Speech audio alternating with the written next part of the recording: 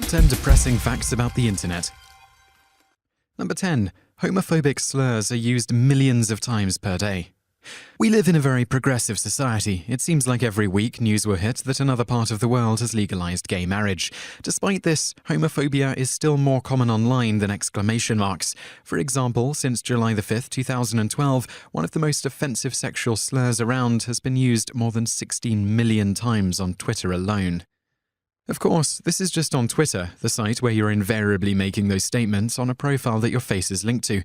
We don't think we need to say how quick homophobes come out of the woodwork when anonymity is present, but just in case, we'd like to mention an article about Jason Collins, the first openly gay active NBA player. The comments, when sorted by which ones have the most upvotes, become offensive with an exactly one comment, where someone claims that him coming out is an attempt to claim he's being discriminated against. Come on, internet. We know you're better than that. At least we hope you are. Number 9. Only 1% of people create online content. Online, there's a little thing known as the 1% rule. In a nutshell, it states that 1% of people create the content of the internet. Around 9% of people contribute to that content through comments, votes, likes, and shares, and the remaining 90% or so in no way participate. It's the 9% part that's really depressing, since it's this vocal minority who are most likely to be critical of the content. Now, we're not targeting people with legitimate concerns or constructive criticism. If we miss an entry on a list or make a pronunciation mistake, tell us about it. We're human, and we're bound to make mistakes. It's the small section of people who do nothing but be critical, mean, or generally unpleasant, just for the sake of it. Though those people are very much a minority, just remember that every person who creates content online is outnumbered 1,000-fold, at least, by people willing to instantly tear it down. For every person willing to start a blog, make a video, or take a photo, there's 100 people waiting with bated breath to tell them it sucks, for no other reason than the lulz. And that's a terrifying thought, since people creating original content are already hard enough to find online. Number 8. Internet commenters will never change anyone's mind. As mentioned above, there are a small, but nonetheless significant number of people online willing to be a complete wang to others for no other reason than they find it funny. In the same vein, there are also a number of people waiting for any chance to start an argument about an issue they feel strongly about. Maybe it's Obama, maybe it's the environment or atheism. Whatever it is, these people will argue back and forth with other commenters for hours, throwing facts at each other like they're out-of-date yogurt. We think it's safe to say, in the entire history of the internet, that no one has ever held up their hands and said, "Actually, you're completely right. Let's stop arguing." The reason for this is simple. Changing someone's mind is almost impossible, online or off. In experiments, it has been shown when people hold a very strong belief, facts to the contrary, regardless of how reliable the source is, will almost never sway their opinion. In fact, in some cases, proving or trying to prove someone wrong only strengthens their belief in how right they are. Quoting Carl Sagan quotes at a religious person isn't going to make them abandon a lifetime of faith any more than the guys on the street handing you pamphlets are going to make you want to worship Odin. It's just the way we're hardwired. If you've spent 25 years believing that an all-powerful deity is judging you from beyond the stars, or that Batman is the absolute bomb, or that abortion is wrong, that's going to be very difficult to stop believing. Our minds just aren't designed to have years of things we know to be true shattered in an instant, which is why we'll internally justify away such explanations and keep on believing whatever it is we believe. Now, here's where this gets dark. Think about the hundreds of message boards where people are arguing about things right now. Religion, politics, video games, films, which superhero is the best, etc. Think of all the millions of hours those places have sucked from people's lives, and now realize that almost all of that time has probably been wasted as you slowly begin to weep for humanity. Number 7. Even when people try to help, they cause more harm than good. Remember the Boston Marathon bombings? Of course you do. It dominated the headlines for weeks. However, one aspect, more than others, was focused upon and scrutinized in great deal by the wider media, mainly the activities of sites like Reddit during the tragedy. In theory, aggregate sites like Reddit are a brilliant idea. In practice, however, it has its hiccups.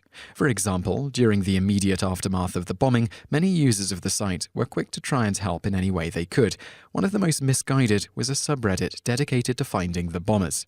Again, in theory, this was a good idea. Thousands of eyes are better than a few.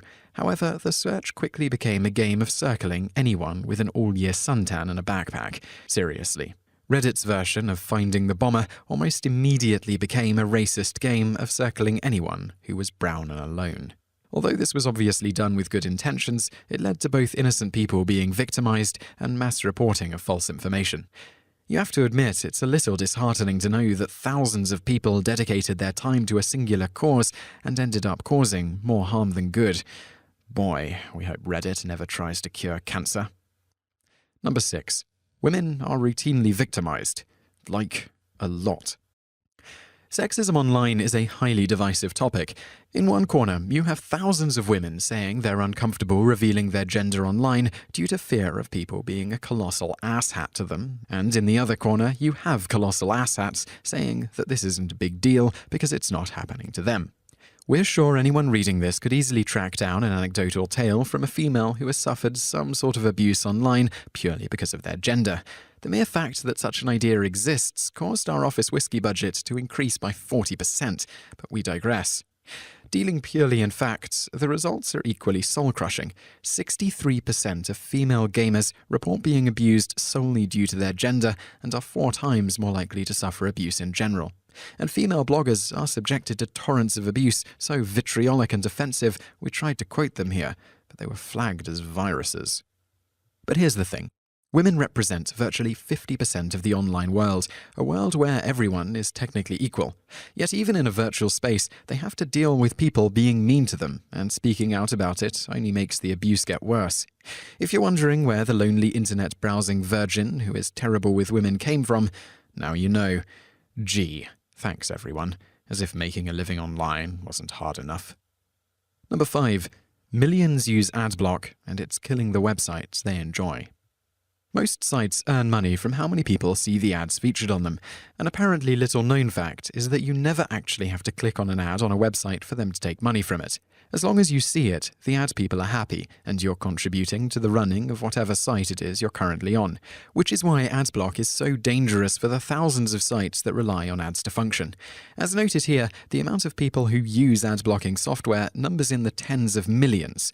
That's millions of views and thousands of real, actual dollars being lost every single day. Thousands of dollars that the people who make ads get to keep. And come on, be honest, who would you rather have the money? The people running the site you're on, or the people asking you to shoot Dick Cheney's head for the chance to win an iPhone? Some restrictions apply. But this is the annoying part. The people who use the software are usually technologically minded, internet-savvy people. In other words, the people who use the internet the most are more likely to visit smaller, niche sites that cater to their interests, sites that then get squeezed due to the combination of more service drain and less money. Hey, if you want to block ads, that's entirely up to you. We can't do anything about it, and telling you not to is only going to make you want to do it more. But at the very least, if you're going to do it on a site you hate, and turn it off for the sites you like. Number 4. 80% of time spent online is wasted. As we mentioned above, thousands of hours are wasted on fruitless arguments, but the figures go way deeper than that. For example, it's believed that 80% of all time spent online while at work is wasted. Now, we're not going to discuss what this means for the loss of man-hours at the various businesses around the globe this affects, because people wasting company time hints more at a problem with how that company is run, and not the people working there. No, the problem is a little more abstract than that. We think the part of this figure people should be paying attention to is that, with the entire collected knowledge of mankind at their fingertips, people will overwhelmingly choose to waste it on Facebook games and overdone memes rather than actually better themselves through education. Number 3. The internet is killing spelling. Judging by how often you guys correct the spelling mistakes on our website, we're assuming that you handsome bunch of Top 10's readers are well versed in how the English language works. We're also pretty sure that if you've ever read a YouTube video comment section, you're aware of how much the language can be twisted beyond recognition until it's just an amalgamation of unreadable gibberish that slowly starts to resemble the screaming ghost of Dr. Samuel Johnson the more you look at it. According to a study by the English Spelling Society, which, yes, is a thing that exists, things like internet chat rooms and social networking sites have made misspelling more socially acceptable, which has, in turn, made misspelling more rampant. It's actually so bad that, according to the study, 66% of children and teens quizzed felt that the dictionary, the eternal guardian and sentinel of the written world, should contain alternate spellings of words. Number 2, cyberbullying affects almost half of teens, and the cyberbullies think it's funny. Cyberbullying is a massive issue, and though coverage of particularly harrowing cases would make it seem like it's being cracked down on, the fact states that almost 50% of teens and young people still experience cyberbullying in some form. Digging deeper only reveals more frustrating figures, like how 20% of teens have been bullied by someone pretending to be them, because bullies are buttholes like that. The truly awful part?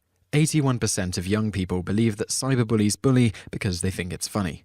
If you don't think there's something awful about an overwhelming majority of young people thinking that their peers would be willing to emotionally torture someone because it makes them laugh, then you're either dead inside or you blacked out during that last sentence. If it's the latter, you should have someone take a look at that. It doesn't sound healthy. Number 1, the internet is destroying how we remember things. We think. We've mentioned several times in this video that the internet contains a huge amount of knowledge. However, it would seem that this access to almost unlimited information is actually having an adverse effect on how our memories function. As noted in a New York Times article, ubiquitous internet access has seemingly affected how our memories recall facts and information. Having the ability to Google anything we want to know the answer to has made it so our minds don't recall facts, just recall how to find them. And you know what? That's one of the most depressing facts of all. We have this wonderful invention with the capability to teach us all so much and improve all our lives in a massive, tangible way, and we're now so dependent on it, we can't even remember anything awesome. Well, that and all the sexism, homophobia, bullying, revenue stealing, and terrible spelling. Other than that, the internet is just great. If you enjoyed this video, be sure to subscribe to our channel by clicking the subscribe button in the top right. Our channel has loads of other awesome videos just like this.